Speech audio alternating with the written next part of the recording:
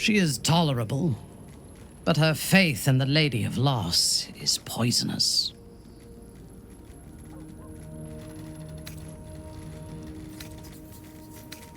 The Night Singer has some admirable qualities, far more than her insipid sister, but her followers are repressed.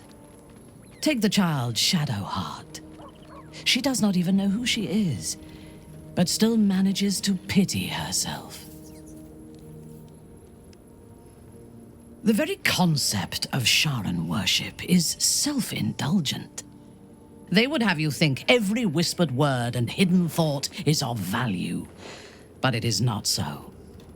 I have performed 1,000 interrogations, squeezing out the most guarded secrets held in heart, mind, and soul.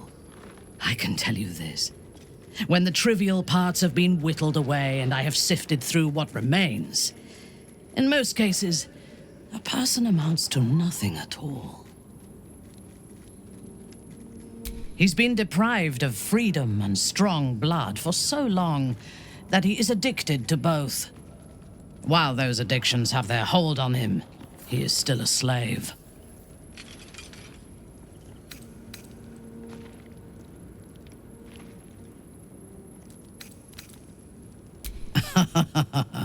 No.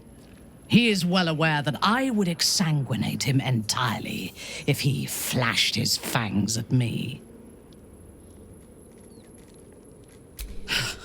Free. What purpose does he have that does not involve his master? He fears him, he hates him, he dreams of him, and he will either kill him or die trying. Astarion is no more free of Cazador than you or I are free of our tadpoles. He will only be free when Cazador is dead, and that is as it should be. When the time comes, we must hope that he does not only take Cazador's long life, but the power that has sustained him as well. I have encountered few Githyanki in my life. Those that I did were raiders. They croaked out pleas for mercy in their alien tongue as they died. Meeting Lae'zel makes me wish I knew more of their culture. I did. She told me that she has nothing to teach that cannot be learned through observation of her prowess in combat. Perhaps she is right. She certainly cuts a striking figure in battle.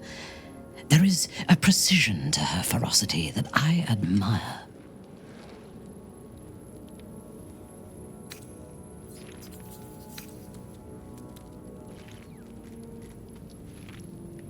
To one who only sees the surface of things, perhaps. You should look deeper. There is a fanaticism in the Lolth swarm that lends itself to chaos. They turn their blades on one another as readily as on outsiders. The Gith have stricter hierarchies and stronger commitment to a single cause. Some, like Lae'zel, question that cause.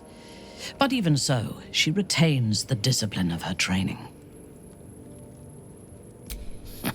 The wizard? No. It is pointless.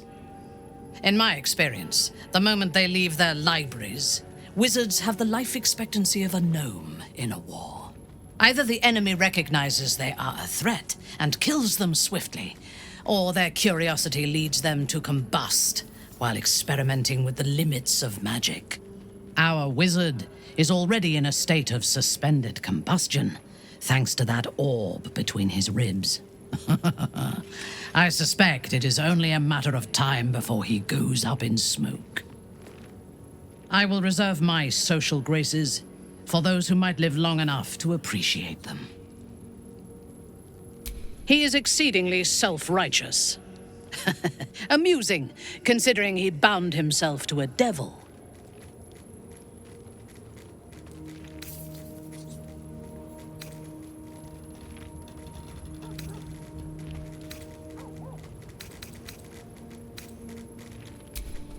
Will doesn't just have blood and dirt on his hands. He has stains on his soul. Those last more than a lifetime. It is as it should be. Purity of soul and deed will not help us to survive the Absolute. I would rather be allied with a warlock than the spoiled son of a noble who has more experience with diplomats than devils. I have never known anyone so ferocious and unassailable in battle, and yet so fragile and impermanent in their very being. I often think of mortality as a curse. In time, all that I am and all that I have known and learned will be lost. In time, our cities will be dust. Karlach does not seem to have such anxieties. Perhaps because she cannot afford to. She exists in the moment, and she will burn out and be gone in a moment. There is something very beautiful about that.